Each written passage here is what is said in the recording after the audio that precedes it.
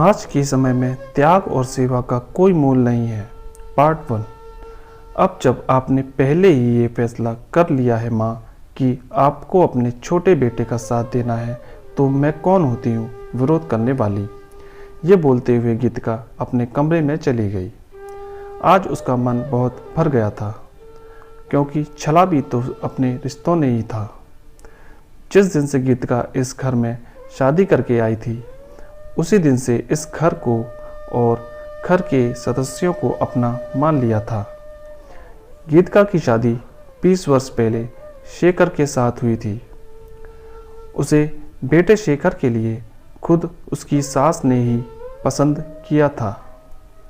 सुंदर, सुशील, पढ़ी लिखी, शहर के एक नामचीन कॉलेज में टीचर थी।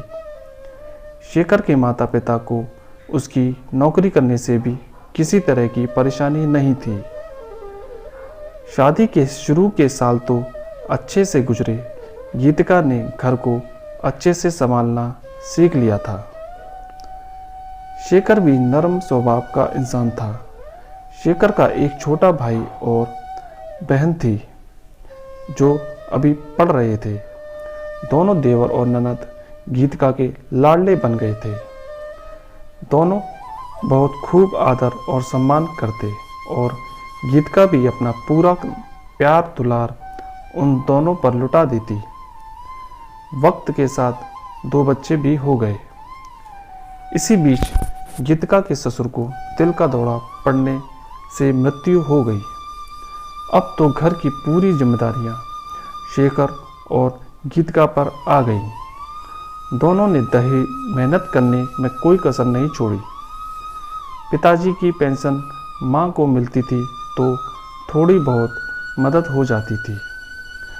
दोनों भाई बहनों की पढ़ाई में रुकावट ना आए, इसीलिए गीतिका ने ट्यूशन भी पढ़ाना शुरू कर दिया। देवर नौकरी पर लग गए और अच्छा घर-बार देख ननद की शादी कर दी।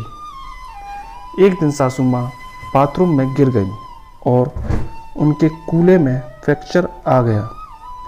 उनकी सेवा देखभाल अच्छे से हो सके, इसलिए गीतिका ने अपनी नौकरी छोड़ दी।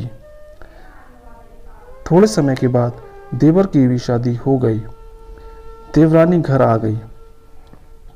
देवर दूसरे शहर में नौकरी करता था। 30 त्योहार में ही आ पाता था। उनके आने पर गीतिका बहुत मन से सबका स्वागत करती थी, लेकिन कुछ दिनों से उसे सबके व्यवहार में कुछ बदलाव नज़र आने लग रहा था। आगे की कहानी के लिए पार्ट 2 देखें।